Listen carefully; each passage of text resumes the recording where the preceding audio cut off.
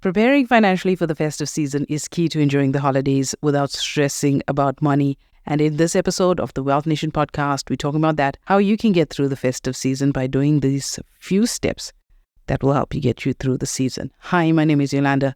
I'm a wealth advisor, and it is my goal on this platform to give you easy, actionable tips, content, and strategies that you can use to manage money well, to live abundantly, and build a generational wealth.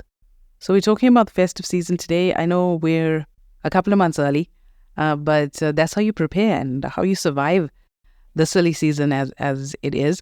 But in this episode, we'll go through a couple of points that I've jotted down that's going to help you get through the season.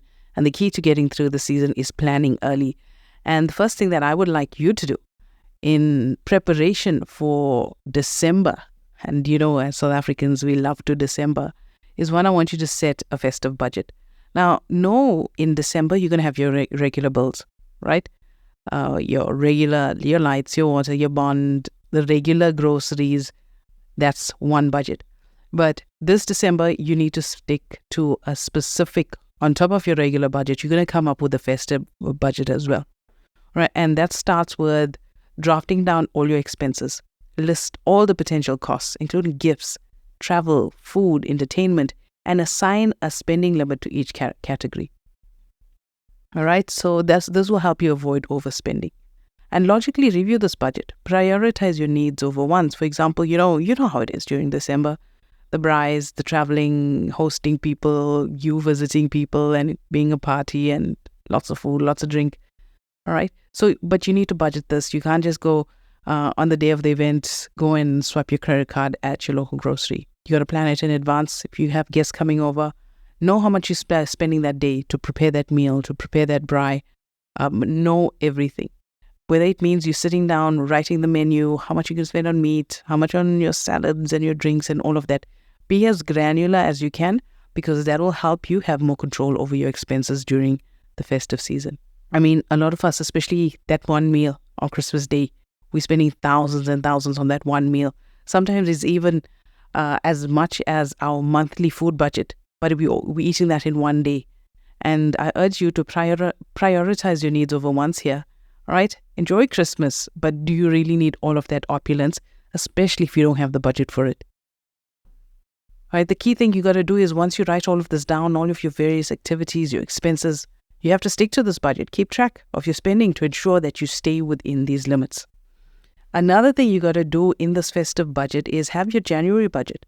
Remember that January is the beginning of the school year, whether it's varsity, high school, primary school, all of that is coming, and you're funding January with your December budget. So you got to make it stretch, and you got to plan as much as you can. So in your festive budget, and next budget you're going to drop is your back to school budget. And you're going to fund all of this. I mean, obviously, if you're planning early, you can fund your festive budget with your earlier funds you've put away. But just know that you can't blow your December budget on December. You got to look after January as well. The next thing that you got to do, okay, by the time this podcast is published, it's going to be October, is you have to start saving early. I mean, you couple of months ahead, start putting some extra money away. I usually create a festive fund. I start this maybe in the middle of the year, and I set aside a portion of my income every month in a separate account, a 7-day or a 32-day account leading up to the holiday season. So even small contributions, they add up, right? A couple of $100 here, there, they all add up come December, and that will make the season more manageable on your wallet. And if you spend this season, especially with the extended family, one thing you can do is start monthly contributions. You know, you can set up a family a festive stock file for your extended family or whoever it is that's involved. And every month you guys come up with an amount and you contribute. And let it be a 12-month thing instead of you stressing in November and December how you're going to fund your Christmas activities. Share the workload during this time, especially on Christmas Day. You know, don't just leave it on one family to handle everything. Share the workload when it comes to meal prep and hosting. I think a big thing during this Christmas season is managing the kids' expectations. And here what you want to do is set early expectations with your kids. Have a conversation, discuss your holiday budget with your kids in an age-appropriate way. Explain that the focus will be on spending time together rather than on receiving lots of expensive gifts. All right, you can also create a wish list. Encourage them to make a wish list, but emphasize that they might not receive everything on it. This helps set realistic expectations. The next thing that you got to do is prioritize your spending. Okay, focus on experiences over things. Opt for meaningful experiences rather than expensive gifts. This approach saves a lot of money and it creates lasting memories as well. I don't really remember what I got as Christmas gifts when I was 8, 9, 10 years old. But I do remember the outings with my family, trips to the beach, evening braais, right? Those are the memories that I have of Christmas growing up.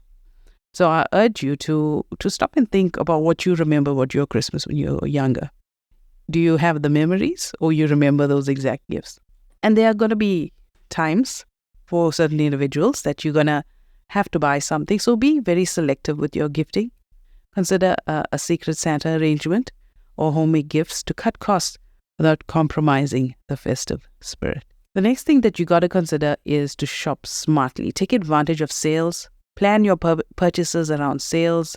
Black Friday is coming up next month, and try to get the best deals. Avoid the last minute shopping. I know there's some things you just can't buy in advance, like your fresh cream for that trifle, right? You're going to have to buy it the day before or a couple of days before. But what you can buy, like I'm already plotting my Christmas lamp. I know where I'm going to get it from, and I'm going to get it in October. So avoid that last minute shopping. Buying early helps you avoid those impulses.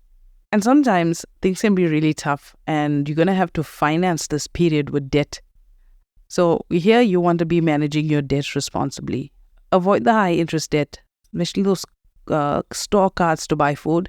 Try not to touch those. Avoid using the credit cards where you can, or even taking out loans. Don't do that for this festive season. All right, high interest debt can really derail your finances and where you want to be in terms of investing. And you don't want to be in that cycle of borrowing for the festive season, spending the next 8 months paying that loan off or credit card off, and then you're stuck in that same cycle of borrowing for the next festive season as well. Use your bonus wisely here. Pay down your existing debt. If you have outstanding debt, prioritize paying that off first to try and reduce that financial stress. You don't want to go into the new year with debt hanging over your head.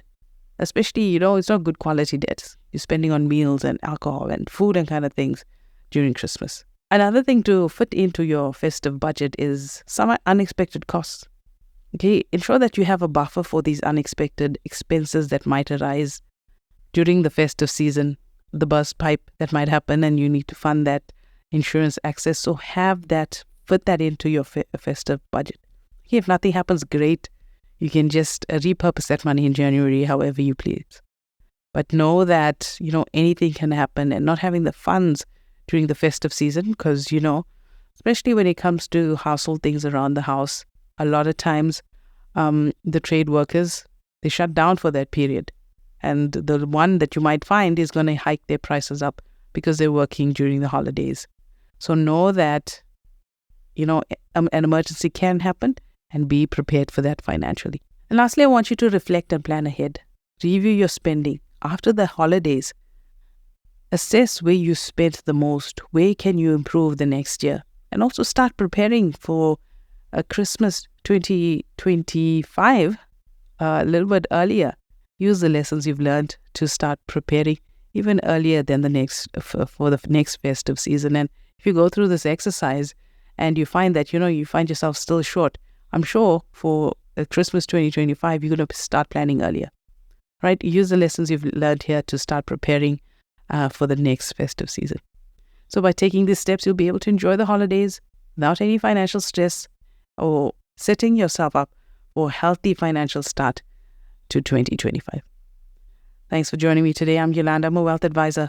If you want to chat to me one-on-one about your money, click the link where you are listening to this podcast. And if you're listening to us on Spotify or Apple Podcasts, I'll appreciate it if you can leave an honest review about our podcast on the app that you're listening on. And if you are listening on YouTube, in the comments, just let us know if there's any specific topic you would like us to cover on the Wealth Nation podcast. And I'll be happy to put an episode together for you.